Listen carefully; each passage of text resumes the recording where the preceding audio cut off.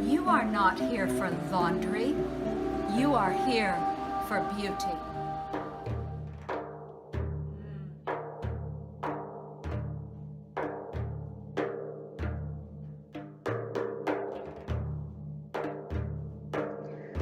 Allow yourself to be very comfortable. Make sure you're in a safe space where you won't be interrupted. Lie down or sit down. Let your hands be free. Relax completely. Stretch any part of your body that may be carrying any discomfort or tension or congestion. Let yourself be as comfortable as you are able. Know that this is a completely safe space and you are protected. Only good things happen in this space. Relax and let yourself move inward. It is a bright and sunny day. The air around you is fresh, the sun kissing your shoulders, just comfortably warm. You see a river a short distance away, and much farther away, down the river, pyramids and Egyptian temples dotting the border. And closer to you, a set of stairs leading to the turquoise river. You make your way through the sandy landscape to the stairs that lead down to the flowing river. And you see a boat waits for you there with a beautiful white triangle sail, and a boat woman sitting in the boat waiting, ready for you. As your foot touches the first step down, a wave of blissful tranquility passes through your entire body. Moving down the second step, feeling calm and relaxed, a better view of the river now, clean, clear, flowing gently. The water's clean scent coming to your nose now, so refreshing. Third step down, sliding deeper into a state of relaxation. Fourth step down, feeling even more relaxed, all your muscles smooth as a cat and calm. You see the boat woman waiting in the boat. You see her more clearly now. She is in a brilliant red dress, worn, but of very good quality, of finely made and dyed linen. The boat woman is older, a mature woman, very beautiful, with a very powerful body, very strong hands holding the boat pole, muscles rippling under her tunic. And she sees you and she smiles and she beckons you to her boat. And you feel how safe you are with her. And now you take a fifth and final step down. You are feeling completely safe, completely relaxed. You reach her now, your feet gliding over the golden sand, stepping now into her boat as she takes your hand to steady you. There sits one large, royal purple pillow upon which you take your place like a queen. Seeing you are secure, the boat woman pushes off from the shore, and there you are, gliding down the blue Nile, the smell of the water, the sound of it lapping against the sides of your wooden boat, fragrances coming to you on the clean, bright air. You pass by jasmine gardens, inhaling the bliss of the delicate scent of the millions of tiny white flowers. You pass by farms and rows of growing vegetables, bright in color, and the farmers wave and shout a happy greeting to you. And you wave back. You smell the life force of what they are growing in the rich, dark riverbank soil. You pass by pyramids standing tall and temples, marvelous multi-columned temples with great statues of ancient goddesses, Hathor, Isis, Maat, Sekhmet. You marvel at the beautiful creations honoring the power and beauty of woman. Off in the distance, you see an especially exquisite temple to the goddess Bast. Oh, you know Bast. She of many names, Bastet, Ubasti Pash, great goddess of beauty, the face of a sleek cat, and the body of a beautiful woman. Goddess of joy, goddess of music, goddess of poetry, goddess of protection of woman's home, promoter of woman's fertility, protector of her beings, cats, holder of the sacred sistrum of woman, keeper of the most beautiful secrets known only to women, divine expression of all things beautiful. Oh yes, you know Bast. She lives in you. The fragrance of her sandalwood incense reaches you, welcoming you. And the temple grows larger in your vision as the strong boatwoman pushes even more strongly now, excited to be so near to the beauty. You make out a wide street leading from the river's edge to the temple, lined with busy people and activity. Finally, you arrive to the dock. The boatwoman's beautiful face is gleaming with sweat, and she looks so happy to have brought you here. You feel your gratitude for her hard work on your behalf, and you offer her a golden coin from your pocket, which she accepts graciously with a bow. And then she sweeps her strong brown arm to indicate the temple silently. Go now. It is all for you. You turn towards the temple, and you see it 2 or 3 blocks away. And you bend your neck gently back to look up high to the tall columns. The fragrance of the delicate incense is stronger now. And then you walk, making your way up the wide street that leads to the Temple of Bast. You pass by the merchants. Everyone is happy, calling out to you to look at their wares. Up ahead, though, the energy changes a bit, more serious, more intense. What is that? It feels, perhaps, like some kind of gauntlet you must run before you get to the Temple of Bast up ahead, at the end of the street. Ahead of you, between you and the temple, are 9 individual stalls with 9 individual women, all diligently at work at their various jobs. They appear by their dress, perhaps, to be enslaved women. You pass by the first, a laundress, hard at work, scrubbing dirty laundry on a board, her hands red and sore from her work. She calls out to you without stopping her scrubbing. She calls out to you, "You there, come here, scrub with me. There's a mountain of laundry. It is most important to get this done. Join me, or it will never get done. Come, come," she demands loudly. But you are not here for laundry. You are here for beauty. You are here for the Temple of Bast.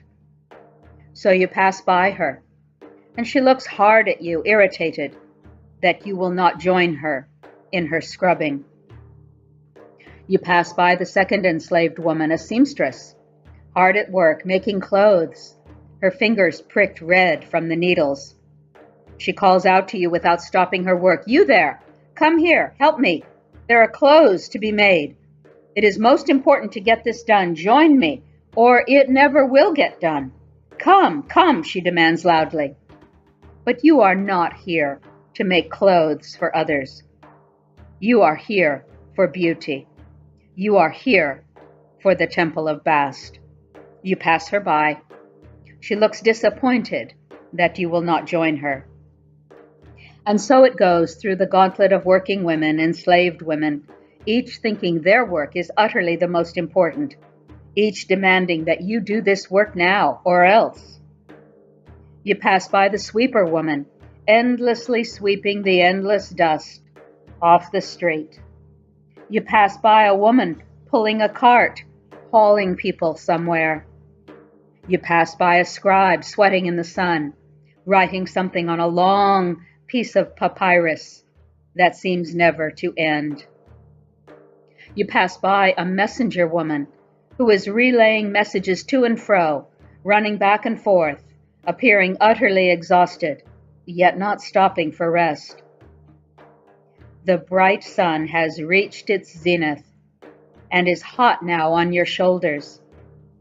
Watching all the enslaved women work has made the sun seem more brutal, and you long for shelter, for dimmer light, for a cool drink of water. But you press on through the street of working women, determined to get to the temple of Bast. Almost there now. Just a couple more working women to pass by. A servant woman trying to take care of a horde of demanding children. She calls you to come. You bow and pass on. And now a servant woman trying to take care of a single demanding man. All of them in turn exhorting you, come, this work is most important. Nothing is more important than this work. But in your heart, you know this is not true. You know all these things have their place, but their place is not, cannot be above the beauty of your life, the peace of your life, the ease of your life, the grace of your life, which you are here to affirm, to strengthen, to empower at the Temple of Bast. You have passed them all by with a gracious nod. You know what is important now. You know all you need do now is be in the beauty presence of Bast. Moving through the gauntlet of working slaves, you arrive now, finally, at the temple. The women's calls to you fade in the distance. They are not important now, nor is their work. You enter the great doors to the temple. The cool, protected shelter, the high ceilings, the beautifully decorated columns, dim corners, gentle, soft light, flickering candles, the scent of Bast's incense, overwhelmingly beautiful. An attendant in a white shift, barefoot, a young girl in training to become a priestess, runs toward you to greet you. She has a cool cloth. She wipes your dusty face. She brushes off your clothes. She bids you remove your dusty sandals and step into a shallow pool of fresh scented water to wash your feet. You do so. How delightful the water feels on your toes. She pours a cup of cool rose water for you, which you drink gratefully. She is happy to serve you, an important visitor, to this magical temple of Bast. She leads you to a long, wide hallway and says simply, begin your journey here. And then she leaves you in peace and privacy. The hall is dim, but as your eyes adjust, you see a double line of beautiful, large black cats with gentle, soft, golden eyes gazing peaceably at you. There are 9 of them lining the walls going off into the distance of the hallway. These cats are alive, radiating a strength and beauty, yet you intuit that as you walk down this hall, they will not move from their place. They are the eternal guardians of Goddess Beauty. You pass by the first cat who magically whispers to you soft words.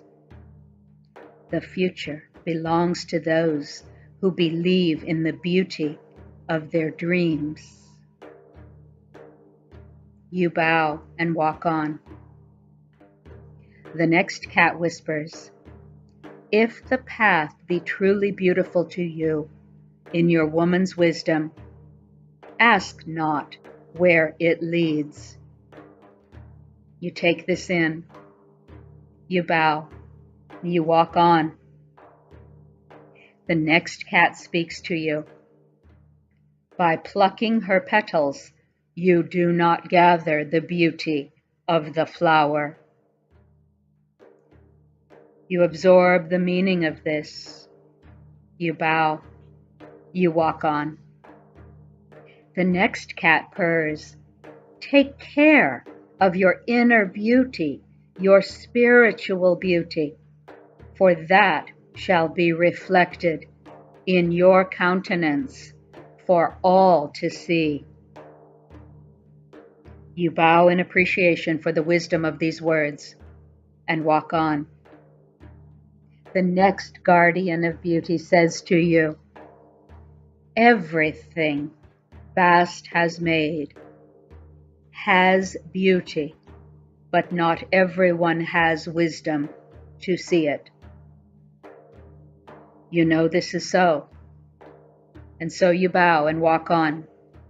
The candles flicker in the hall with the living cats, standing guard for beauty. The next cat whispers, let the beauty of what you love be what you do.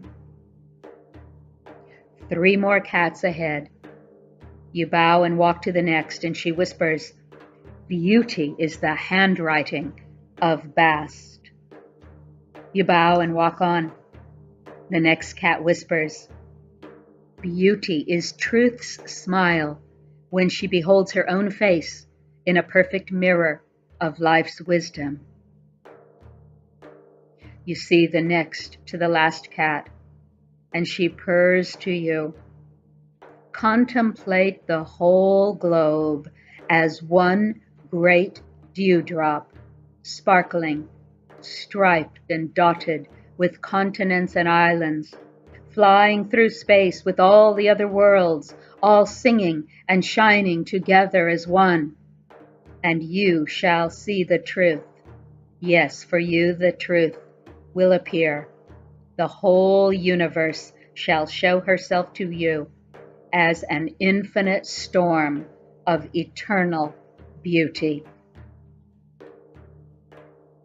You take this magical image in. You bow and you turn to the last cat.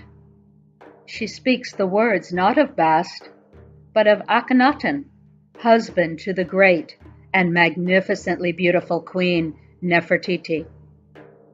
The large black cat quotes the king's words exactly to you. When virtue enlightens her charms, the pearl luster of a truly beautiful woman of great and good spirit is brighter than all the stars of heaven and the moon glowing too. And the influence of her vast power, it is in vain to resist. You realize the truth of this, recognizing that truly the king has little power compared to a queen, and this is as it should be. You smile. All this is true enough, you think.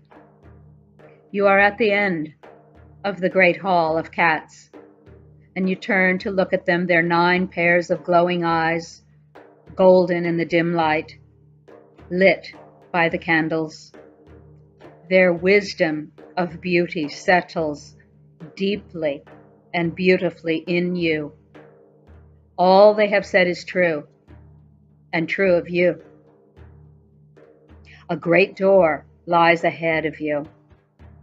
A young priestess appears and silently opens the door for you, and you now enter the chamber of Bast. She is before you, magnificent in her radiance, the eternal numinous form of beauty herself. You gaze into her face silently in awe. She communicates to your mind without speaking. She tells you that you are beautiful. You are her daughter. You are her sister. You are her mother. You are her friend. Her consciousness communicates clearly with you. She gives you a message only for you. A timeless space opens up around you. Galaxies and nebula glow in the sphere of this magical space. You fall into her beautiful eyes. You hear your private message now.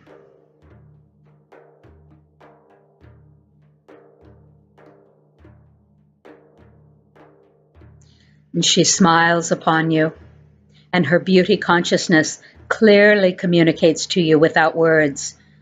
Here is all you need to do, daughter, sister, friend. Bast gives you to understand the truth, the eternal truth of goddess and woman. And you do understand now. All you need do is one of the most powerful things a woman can do. And it is not a doing at all, but rather simply being, just being. For the work will always be there, and there will always be those demanding that you do the work. Do not imagine that when the work is done, then you can focus on rest, then you can enjoy peace, then you can experience beauty and grace. No, for the work of human life is never done. No, you must claim as a woman your timeless space of beauty. You must stop all work at times and simply be.